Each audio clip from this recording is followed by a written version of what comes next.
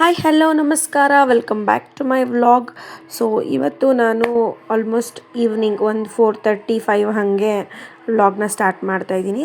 So ಮಧ್ಯಾಹ್ನ ಸ್ವಲ್ಪ rest ಮಾಡಿ ಎದ್ದು ಫ್ರೆಶ್ನಪ್ ಆಗಿ ನಾನು ಕೂಡ ಪಾರ್ಲರ್ ಕಡೆ ಹೋಗಬೇಕು. ಮಧ್ಯಾಹ್ನ ಬಂದು 1 ಅವರ್ ಫ್ರೀ ಮಾಡ್ಕೊಂಡು ರೆಸ್ಟ್ ಮಾಡ್ಕೋತೀನಿ ನಾನು ಕೂಡ, ಯಾಕೆಂದರೆ ರಿಲ್ಯಾಕ್ಸೇಷನ್ ಕೂಡ ಮೋಸ್ಟ್ ಇಂಪಾರ್ಟೆಂಟ್. ಹಾಗಾಗಿ ಆ್ಯಂಡ್ ನನಗಂತೂ ಕಂಪ್ಲೀಟ್ ಡಾರ್ಕ್ ಸರ್ಕಲ್ಸ್ ಇದೆ. ಸೊ ಇದೊಂದು ಮೇಜರ್ ಪ್ರಾಬ್ಲಮ್ ಆಗಿಬಿಟ್ಟಿದೆ. ಸೊ ಹಂಗಾಗಿ ಕ್ಲಿನಿಕ್ಕಿಗೆ ತೋರಿಸ್ಕೋಬೇಕು ಅಂತಲೂ ಕೂಡ ಪ್ಲ್ಯಾನ್ ಮಾಡಿದ್ದೀನಿ. ಬಟ್ ನನಗೆ ಪ್ರಾಪರಾಗಿ ನಿದ್ದೆ ಅಂತೂ ಮಾಡೋಕ್ಕಾಗ್ತಾಯಿಲ್ಲ, ಬಿಕಾಸ್ ವರ್ಕ್ ಲೋಡ್ ಜಾಸ್ತಿ ಇದ್ದೇ ಇರುತ್ತೆ. ಶಾಪು, ಮಗ ಮತ್ತು ಮನೆ ಎಲ್ಲ ಮೇಂಟೈನ್ ಮಾಡಬೇಕಲ್ಲ. ಹಾಗಾಗಿ ಆ್ಯಂಡ್ ನಾನು ತುಂಬ ಬೇಸಿಕ್ಕಾಗಿಯೇ ಡೈಲಿ ರೆಡಿ ಆಗೋದು. ಜಸ್ಟ್ ಒಂದು ಮಾಯ್ಶ್ಚರೈಸರ್, ಫೌಂಡೇಶನ್ ಆ್ಯಂಡ್ ಪೌಡರ್, ಇಷ್ಟು ಬಿಟ್ಟು ನಾನು ಬೇರೆ ಯಾವುದೇ ಥರ ಹಾಕಲ್ಲ. ಆ್ಯಂಡ್ ಸನ್ಸ್ಕ್ರೀನ್ ಕೂಡ ಆ್ಯಡ್ ಮಾಡ್ತೀನಿ. ಆ್ಯಂಡ್ ನಾನು ಇಷ್ಟೆಲ್ಲನೂ ಹಾಕ್ಕೊಂಡು ರೆಡಿ ಆಗೋದು ಎಷ್ಟು ಇಂಪಾರ್ಟೆಂಟೋ, ನನ್ನ ಡಾರ್ಕ್ ಸರ್ಕಲ್ ಕೂಡ ಕವರ್ ಆಗೋದು ಅಷ್ಟೇ ಇಂಪಾರ್ಟೆಂಟು. ಸೊ ಹಾಗಾಗಿ ನಾನು ಯಾವುದೇ ಥರ ಕರೆಕ್ಟರ್ ಏನೂ ಹಾಕಲ್ಲ.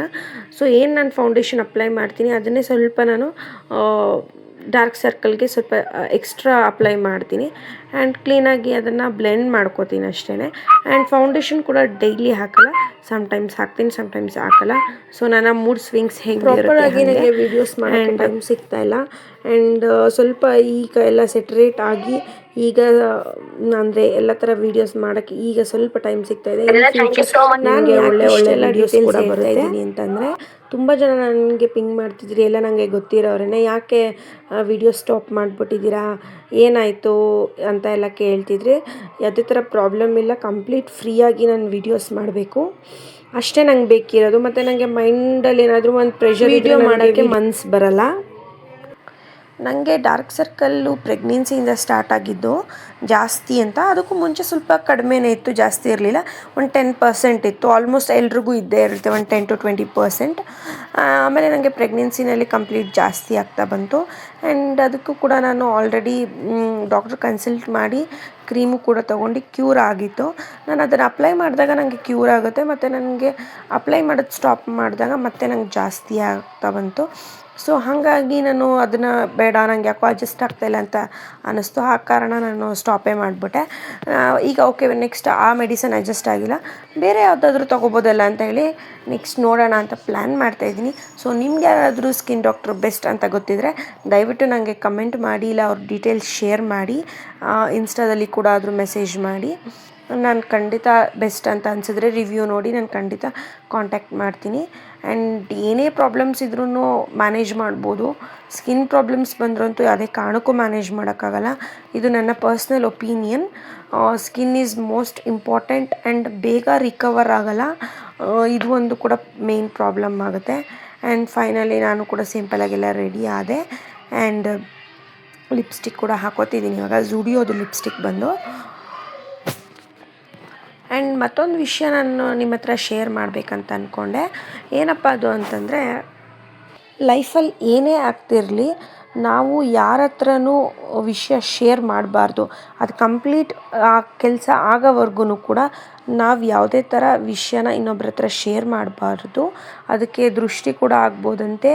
ಆ್ಯಂಡ್ ಮೋರೋವರ್ ಹೇಳಬಾರ್ದು ಅಂತ ನನಗೆ ಗೊತ್ತಿರೋ ಅಂಥದ್ದು. ಆ್ಯಂಡ್ ನನಗೂ ಕೂಡ ಈ ಅನುಭವ ಆಗಿದೆ. ಸೊ ಹಾಗಾಗಿ ನಾನು ಇನ್ನು ಮುಂದೆ ಯಾರಿಗೂ ಏನೂ ಹೇಳಬಾರ್ದು, ಕಂಪ್ಲೀಟ್ ಕೆಲಸ ಆದಮೇಲೆ ಗೊತ್ತಾಗಬೇಕು ಅಂತ ಡಿಸೈಡ್ ಮಾಡ್ಕೊಂಡಿದ್ದೀನಿ. ಆ್ಯಂಡ್ ಫೈನಲಿ ನಾನು ಹಿಂಗೆ ರೆಡಿಯಾಗಿ ಪಾರ್ಲರ್ ಕಡೆ ಹೋಗಬೇಕಾಯಿತು. ಆ್ಯಂಡ್ ಪಾರ್ಲರ್ಗೆ ಹೋಗೋಕ್ಕೂ ಮುಂಚೆ ನಾನು ನನ್ನ ಮಗನಿಗೆ ಸ್ವಲ್ಪ ನೈಸ್ ಮಾಡಿ, ಅವನಿಗೆ ಪೂಸಿ ಮಾಡಿ ಹೋಮ್ವರ್ಕೆಲ್ಲ ಬರೆದು ಮುಗಿಸಿರಪ್ಪ ಅಂತ ಹೇಳಿ ಹೋಗಬೇಕಾಗುತ್ತೆ. ಸೊ ಅದನ್ನು ಎಲ್ಲ ಅವನಿಗೂ ಮಾಡಿದೆ. ಆ್ಯಂಡ್ ಇನ್ ಬಿಟ್ವೀನ್ ಅವನಿಗೆ ಹೇಳಿಕೊಂಡು ಮಾತಾಡಿಕೊಂಡು ಹೇರ್ ಕೂಡ ಕೂಮ್ ಮಾಡಿಕೊಂಡೆ. ಆ್ಯಂಡ್ ಇನ್ನೂ ಸಾಕಷ್ಟು ಜನ ಕೇಳ್ತಿರ್ತೀರ ನನ್ನ ಹೇರ್ ಕೇರ್ ಏನು ಅಂತ. ನನ್ನ ಹೇರ್ ಕೇರ್ ಬಂದು ಯಾವುದೇ ಥರ ಹಿಂಗೆ ಆ ಥರ ಏನಿಲ್ಲ. ಕ್ಲೀನಾಗಿ ಆಯಿಲ್ ಅಪ್ಲೈ ಮಾಡ್ತೀನಿ ಅಷ್ಟೇ. ನಾನು ಕ್ಲೀನಾಗಿ ಆಯಿಲ್ ಅಪ್ಲೈ ಮಾಡಿ ಕ್ಲೀನಾಗಿ ಹೇರ್ ವಾಶ್ ಮಾಡ್ತೀನಿ. ಶ್ಯಾಂಪೂದು ಏನು ಕಂಟೆಂಟ್ ಹಾಕಿರ್ತೀವಿ ನಾವು ಅದು ಯಾವುದನ್ನು ಬಿಡೋಲ್ಲ, ಕ್ಲೀನಾಗಿ ಹೇರ್ ವಾಶ್ ಮಾಡ್ತೀನಿ. ಆ್ಯಂಡ್ ನಂದು ಇನ್ನೂ ತುಂಬ ಲೆಂತ್ ಬರ್ತಾ ಇರುತ್ತೆ, ನಾನು ಕಟ್ ಆಫ್ ಮಾಡ್ತಾ ಇರ್ತೀನಿ. ಯಾಕೆಂದರೆ ವಾಲ್ಯೂಮ್ ಕೂಡ ಸ್ವಲ್ಪ ಕಡಿಮೆ ಆಗುತ್ತಲ್ಲ, ಹಾಗಾಗಿ ನಾನು ಕೂಡ ಕಟ್ ಆಫ್ ಮಾಡ್ತಾ ಇರ್ತೀನಿ. ಆ್ಯಂಡ್ ಹೇರ್ ಕಲರ್ ಹಾಕ್ಸ್ಕೊಂಡ್ರೆ ಮಾತ್ರ ಹೇರ್ ಲಾಸ್ ಆಗುತ್ತೆ. ಇದು ನನ್ನ ಪರ್ಸ್ನಲ್ ಒಪಿನಿಯನ್. ನಾನು ಹಾಕ್ಸಿದಾಗ ಹಂಗೆ ಆಗಿತ್ತು, ನನಗೆ ಅಡ್ಜಸ್ಟ್ ಆಗಲಿಲ್ಲ ಅದು. ಆ್ಯಂಡ್ ಲಾಂಗ್ ಹೇರ್ ಮೇಂಟೈನ್ ಮಾಡೋದು ನಿಜವಾಗ್ಲೂ ತುಂಬ ಕಷ್ಟ. ಕೂಮ್ ಮಾಡಲಿಕ್ಕೆ ಒಂದು 15 ಮಿನಿಟ್ಸ್ ಆದರೂ ಬೇಕು, ಆ ಥರ ಒಂದು ಕಷ್ಟ. ಆ್ಯಂಡ್ ನನಗೆ ಈ ಥರ ಪೋನಿ ಹಾಕ್ಕೊಂಡ್ರೂ ಕೂಡ ಹೆಡ್ ಪೇಯ್ನ್ ಬರುತ್ತೆ ವೆಯ್ಟಿಗೆ. ಇಲ್ಲ ಓಕೆ, ಏನಾದರೂ ಜಡೆ ಥರ ಹಾಕ್ಕೊಳ್ಳೋಣ ಅಂತಂದರೆ ನನಗದು ಇಷ್ಟ ಆಗ್ತಾಯಿಲ್ಲ. ಸೊ ಹೆಂಗೆ ಮೇಂಟೈನ್ ಮಾಡಬೇಕು ಅನ್ನೋದು ಕೂಡ ಸಮ್ಟೈಮ್ಸ್ ಕನ್ಫ್ಯೂಸ್ ಆಗುತ್ತೆ. ಹೇರ್ ಇದ್ರೇ ಒಂಥರ ಕಷ್ಟ, ಹೇರ್ ಇಲ್ಲ ಅಂದ್ರೂ ಕೂಡ ಒಂಥರ ಕಷ್ಟ. ಹೇರ್ಸ್ ಲಾಂಗ್ ಇರೋದು ಒಂಥರ ಚೆನ್ನಾಗಿರುತ್ತೆ, ಇರಲಿ ಅಂತ ಹೇಳ್ತಾರೆ ಎಲ್ಲರೂ. ಬಟ್ ನಾನು ಇರಲಿ ನೋಡೋಣ ಅಂತ ಹಂಗೆ ಮೂವ್ ಆನ್ ಆಗ್ತಿದ್ದೀನಿ. ಯಾವಾಗ ಹೇರ್ ಕಟ್ ಪ್ಲ್ಯಾನ್ ಇದೆ ಗೊತ್ತಿಲ್ಲ, ನೋಡೋಣ. ಇನ್ ಫ್ಯೂಚರ್ ಮಾಡಿಸ್ಬೇಕಂತ ಅಂದ್ಕೊಂಡಿದ್ದೀನಿ. ಆ್ಯಂಡ್ ಈಗ ಎಲ್ಲ ಕಂಪ್ಲೀಟ್ ನಾನು ರೆಡಿಯಾಗಿ ಹೋಗೋಣ ಅಂತ ಹೊರಟಿದ್ದೀನಿ ಪಾರ್ಲರ್ ಕಡೆ.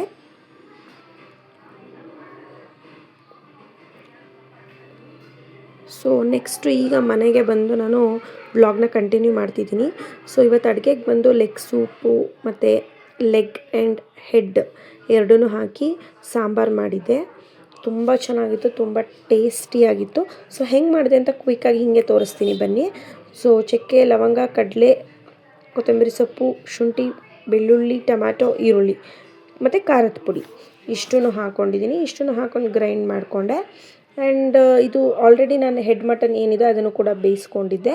ಆ್ಯಂಡ್ ಲೆಗ್ ಕೂಡ ಅದಕ್ಕೆ ಆ್ಯಡ್ ಮಾಡಿ ಕ್ಲೀನಾಗೆಲ್ಲ ಫ್ರೈ ಮಾಡಿಕೊಂಡು, ನಾವು ಏನು ರುಬ್ಕೊಂಡಿರ್ತೀವಿ ನೋಡಿ, ಆ ರುಬ್ಬಿರೋ ಮಸಾಲಾನ ಇದಕ್ಕೆ ಹಾಕ್ಕೋಬೇಕು. ಕ್ಲೀನಾಗಿ ಎಲ್ಲನೂ ಫ್ರೈ ಮಾಡಿಕೊಂಡ್ರೆ ಬೋತ್ ಮಿಕ್ಸ್ ಆಗುತ್ತೆ. ಅಂದರೆ ಉಪ್ಪು ಖಾರ ಎಲ್ಲ ಚೆನ್ನಾಗಿ ಹಿಡಿಯುತ್ತೆ ಮೇಯ್ನ್ಲಿ. ಆ್ಯಂಡ್ ಇಷ್ಟೆಲ್ಲನೂ ಕೂಡ ಮಾಡಿಕೊಂಡು ಮುದ್ದೆ ಕೂಡ ಮಾಡಿಕೊಂಡೆ. ಆ್ಯಂಡ್ ತುಂಬ ಯಮ್ಮಿಯಾಗಿತ್ತು ಟೇಸ್ಟ್ ಅಂತೂ. ಕೆಲವ್ರಿಗೆ ಇದು ಇಷ್ಟ ಆಗಲ್ಲ, ಕೆಲವ್ರಿಗೆ ಇಷ್ಟ ಆಗುತ್ತೆ. ಯೂಶ್ವಲಿ ಬಾಣಂತಿಯರಿಗೆಲ್ಲ ಜಾಸ್ತಿ ಕೊಡ್ತಾರೆ. ಸೊ ನಾನು ಕೂಡ ಇದನ್ನೆಲ್ಲ ತಿನ್ನೋದು ಆವಾಗಲಿಂದನೇ ಅಭ್ಯಾಸ ಆಗಿದ್ದು. ಅದಕ್ಕೂ ಮುಂಚೆ ನಾನು ಕೂಡ ತಿಂತಿರಲಿಲ್ಲ. ಬಟ್ ತುಂಬ ಒಳ್ಳೆಯದು ಹೆಲ್ತ್ಗೆ. ಮೇಯ್ನ್ಲಿ ಇದು ಏನಂತಂದರೆ ಬಾಣಂತಿಯರಿಗೆ ಮೋಸ್ಟ್ ಒಳ್ಳೆಯದು ಅಂತ ಹೇಳ್ಬೋದು. ಆ್ಯಂಡ್ ಇಷ್ಟೆಲ್ಲನೂ ಮಾಡಿ ಉಪ್ಪು ಕೂಡ ಹಾಕಿ ನಾನು ಲಿಡ್ ಕ್ಲೋಸ್ ಮಾಡಿದೆ. Thank you for watching with lots of love.